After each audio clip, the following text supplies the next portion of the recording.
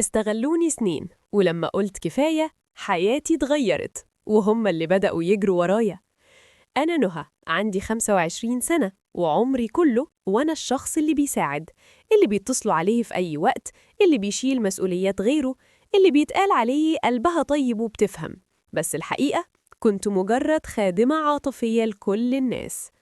أختي الكبيرة: يا نهى روحي خدي الولاد من المدرسة، يا نهى حضري الغدا، يا نهى سلفيني نص مرتبك وأنا رد الشهر الجاي، وما حصلش يوم رجعته. أمي: أختك مشغولة، ساعديها شوية، انتي الصغيرة ولازم تتحملي، احنا عارفين انك مش بتقولي لأ. وصحابي يفتكروني لما يحتاجوني بس، لكن وقت ما كنت أنا محتاجة حد مفيش.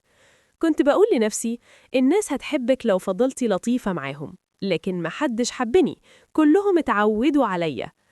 ليلة صعبة جدا، كنت بشتغل في مشروعي الجديد تعبانة ومش نايمة. جت أختي تبعتلي رسالة الساعة 1 بالليل: انزلي دلوقتي خدي لي ولادي، أنا خرجانة مع جوزي ومش لاقيين حد يقعد معاهم. قلت لها مش قادرة، عندي شغل مهم لازم أخلصه. ردت عليا: انتي طول عمرك نكرة جميل، لو مش عاجبك ورينا نفسك. الكلمة دي كسرتني. نكرة جميل؟ أنا اللي شايلة بيتها سنين. وبعد 10 دقايق لقيت أمي بتتصل: انزلي بقى يا نهى، أختك محتاجاكي. قلت لها لأول مرة لأ. سكتت وبعدين قالت بجملة باردة: زي ما تحبي. من اللحظة دي قررت أقطع كل حاجة بتضرني. بطلت أسلف حد، بطلت أعمل خدمات لحد، بطلت أفتح بابي لناس بتستغلني، بطلت أجاوب على كل حد بيستدعيني وقت ما يحب. بدأت أقول مش هقدر، عندي حاجة أهم، دوري مش إني أشيلكم.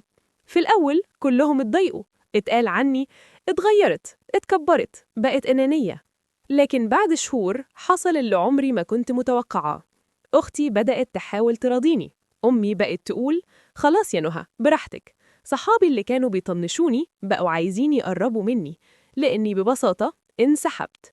ولما بقيت عايشة لنفسي نجحت في شغلي وكبرت مشروعي، وبدأت أحس إني إنسانة ليا قيمة.